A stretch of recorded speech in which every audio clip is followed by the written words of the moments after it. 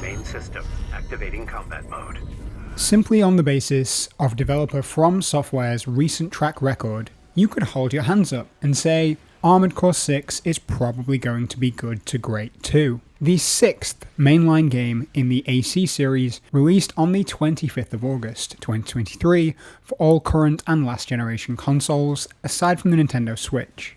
As a quick spoiler warning, I'm not showing any story content beyond the Iceworm mission, but I am going to show footage of my New Game Plus and New Game Plus Plus runs up to that same story point. Fires of Rubicon has a fairly simple narrative. The player takes the role of a mercenary who is the pilot of an armoured core, a customizable mech, and does increasingly difficult tasks on the planet of Rubicon 3 to make money. The whole story will take around 15 to 20 hours to complete, and that's assuming you get stuck on some encounters like I did. If you want to go for the game's final ending, then you need to finish this 3 times, with minor story differences each run. This pushes playtime up into the 30-hour range. While I normally need a strong narrative to hook me, I appreciated this one being predictable and focused on driving its gameplay.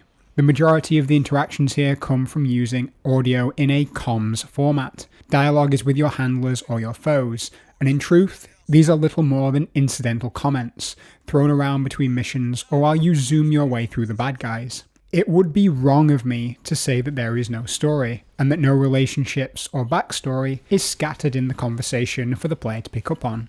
It would be equally wrong of me to try and convince you that these are good. The way this is presented to the player is weak, because there is no shown entity talking to you. At best, you get a thumbnail and a wavy line. These are bad from a storytelling standpoint, but reaffirms the fact that this game's primary goal lies within something else. My best guess as to what that is would be customizing your mech.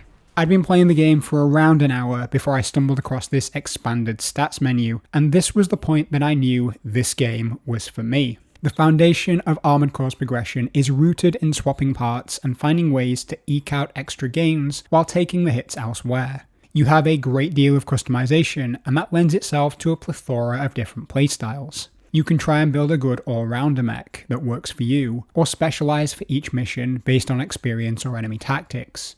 Mech weight, speed, attack power, defense, and other stats all play a part in your ability to deal, avoid, and take damage. This element of customization is strong, primarily because it creates meaningful gameplay. It's not just cosmetic when you switch to tank treads, it actually makes you more stable but less mobile.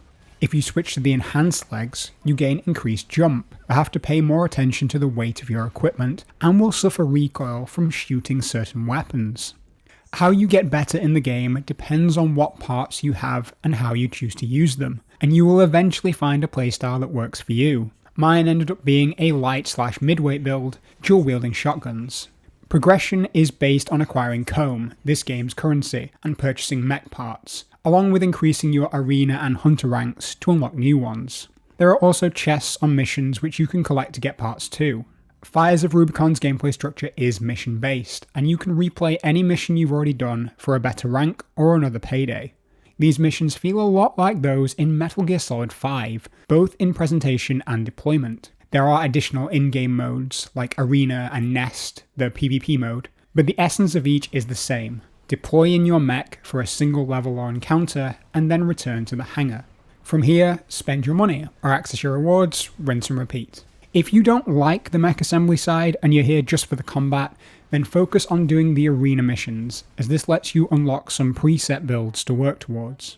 If there's one thing we know for certain about the usual From Software type of game, is that they are purposeful, punishing, and designed to be played in certain ways. Most of these games focus on cautious and defensive combat, while you learn encounters and boss patterns. The excellence in their design is making that one calculated and predictable enemy feel like a threat or a challenge, and said challenge is designed almost exclusively under the assumption that the player will only be focusing on that one target.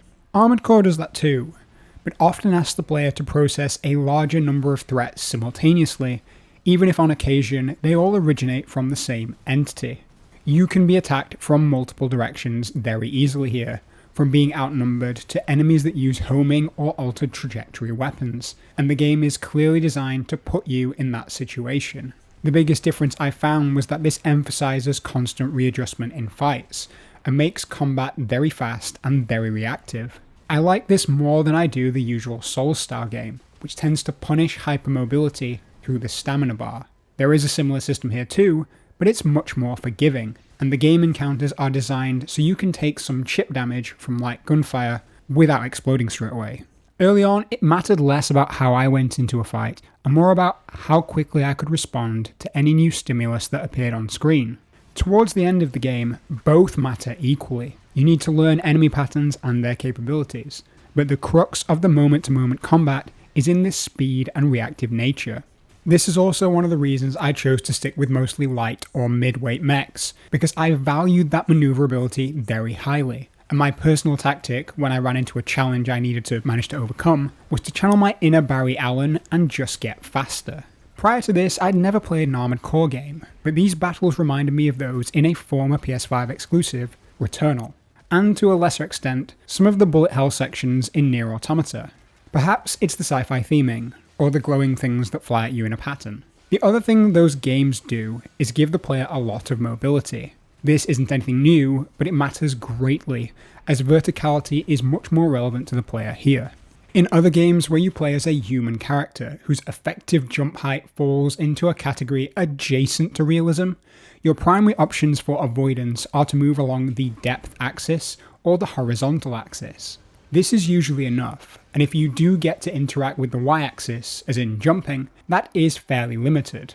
Fires of Rubicon gives the player impressively free access to this Y or vertical axis, which opens up an entirely new direction the player can use to avoid mechanics that we've usually only dealt with across 2. Of course, this does mean that enemies can be tailored better to deal with this, but that never stops that freedom of movement from feeling good. Armored Core 6 uses the same engine as Elden Ring, and while that engine is not necessarily the best looking one, it's very clear that From Software are good at utilising this engine to achieve their goals. This is demonstrated by the game's impressive frame stability. If you've made it this far and watched this footage, you can understand why this is needed to produce a consistent frame rate, and you would suffer greatly from drops. I did encounter 2 instances of freezing and crashing though, over my time from the tutorial to the New Game Plus ending, but these were not in combat and were during transitioning from the mission to the mission ending screen.